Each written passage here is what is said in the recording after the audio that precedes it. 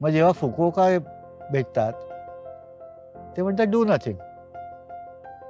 जे क्षमता आहेतच. करेक्ट. आणि त्या क्षमता मी शेती करताना जेव्हा सुरुवात केली त्या नव्हत्या. जमिनीच्या नव्हत्या, माझ्या नव्हत्या, आकलनाच्या नव्हत्या. म्हणजे पहिल्या वर्षी आम्ही भात लावला तर 1.5 एकरला 70 किलो भात झाला. काहीच नाही आहे. काहीच नाही. त्याच्यानंतर गाय घेतली, म्हैस घेतली, मग शेण वापरायला लागलो, मग गावातलं शेण घ्यायला लागलो. जमीन सुधारायचा पहिला उपाय गो आधारित शेती पाहिजे. बरोबर. मग एक वेळ अशी आली की साधारण 7व्या वर्षी माझा तालुक्याला 2रा नंबर आला भाता उत्पादनामध्ये. आजही माझ्या भाताची उत्पादकता 40 किलो गुंठ्याला आहे विदाऊट इनपुट. आणि बासमती सारख्या पिकाची जे निसर्गाची क्षमता आहे करेक्ट. ती विकसित करायचं कसं आणि विकसित झाल्यानंतर सांभाळायची कशी हे आपलं काम आहे.